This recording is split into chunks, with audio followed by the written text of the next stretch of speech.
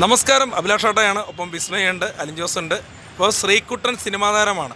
ഇന്നൊരു പുതിയൊരു എന്താ പറയുക, ഒരു സിനിമ വെബ് സീരീസ് ആരംഭിച്ചിരിക്കുകയാണ്.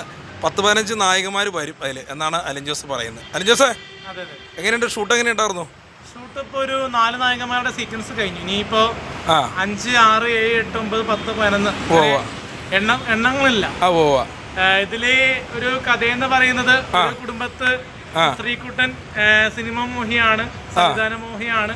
അവൻ കല്യാണം കഴിക്കുന്നു. എങ്കിലും പണ്ടത്തെ കാമുകിമാര് കാണാൻ വരുമ്പോൾ പുള്ളിയുടെ ഒരു പേടിയും കാര്യങ്ങളൊക്കെയാണ് കഥ പറഞ്ഞു പോകുന്നത്. എന്തായാലും ശ്രീകുട്ടൻ ഒരു ഗൃഹനാഥനാണ്. ഭാര്യയുണ്ട്, മക്കളുണ്ട്. ഇത്ര വർഷമായിട്ട് ഒരു സിനിമ ചെയ്യണം തോന്നിയില്ല, ഇപ്പൊ പെട്ടെന്ന് തോന്നിയത്? സിനിമയല്ലോ, വെബ് സീരീസ് ആണ്. അല്ല, അങ്ങനെ തോന്നാൻ കാരണം നമ്മളെ വെച്ച് ഇതേപോലെ നല്ലൊരു സബ്ജക്റ്റ് ആരും ചെയ്യാത്തതുകൊണ്ട് ഞാൻ തന്നെ നിർമ്മിച്ച് ഞാൻ തന്നെ യൂട്യൂബിലേക്ക് എത്തിക്കാന്ന് ഓർത്തു. വ്യൂസ് ആവുന്ന ഓർത്തല്ല. എങ്ങനെയാണ് നമ്മുടെ വിസ്മയ ചേച്ചി? എങ്ങനെയുണ്ട് ആർട്ടിസ്റ്റ്? കൊള്ളാം, ചേച്ചി കൊള്ളാം. നല്ല മേക്കപ്പ് ആർട്ടിസ്റ്റാണ്. വിഷ്ണു കൊച്ചിക്കാരൻ, അഭിലാഷ് ആട്ടയം, അലിൻ ജോസ് പെരേര, ഈ 3 പേരുടെയും യൂട്യൂബ് ചാനൽ വഴിയായിരിക്കും റിലീസ്. കാരണം കോപ്പിറൈറ്റ് ഞാൻ പഠിക്കുന്നില്ല. 3 പേർക്കും അത്യാവശ്യം മോണിറ്റൈസ് ഒന്നും അല്ല ശരിക്കും. അപ്പൊ അതുകൊണ്ട് തന്നെ മേടിക്കും. മോണിറ്റൈസ് ആകും, അങ്ങനെ ആവട്ടെ. പക്ഷെ എന്തായാലും 3 പേരുടെ യൂട്യൂബ് ചാനൽ വഴി വെബ് സീരീസിന്റെ എപ്പിസോഡുകൾ റിലീസ് ചെയ്യുന്നതായിരിക്കും. എന്തായാലും നിങ്ങൾ സപ്പോർട്ട് വേണം.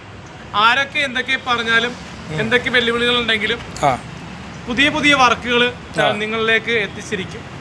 അപ്പോൾ എന്തായാലും 5 വർക്കുകൾ ഇനിയും നമ്മൾ പ്ലാനിങ് ഉണ്ട്. അത് ഒരെണ്ണം നമ്മുടെ ട്രൂ ലവ് എന്താണെന്റെ അലിയാണ്ടോ ഉണ്ട്.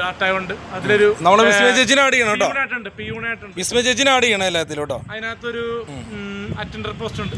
വിസ്മയ ചേച്ചിയുടെ അഭിനയം എങ്ങനെ ഉണ്ടായിരുന്നു? അഭിനയം അടിപൊളി അഭിനയമല്ലേ? അത് കഴിഞ്ഞിട്ട് ഞാൻ ചെയ്യാൻ പോകുന്നത് പോലീസ്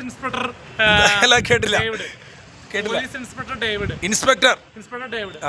പിന്നെ ഡോക്ടർ അമരേന്ദ്രനാഥ് പ്രണയത്തിലാണ്. പിന്നെ മരണ വീട്ടിലെ പ്രശ്നം. അപ്പൊ ഇതൊക്കെ ആരാണ്? വീട്ടിലെ പ്രശ്നം എന്റെ അമ്മയുടെ മരണവസ്തുമാക്കിയ ഒരു സിനിമ. കൊള്ളാം എന്തായാലും.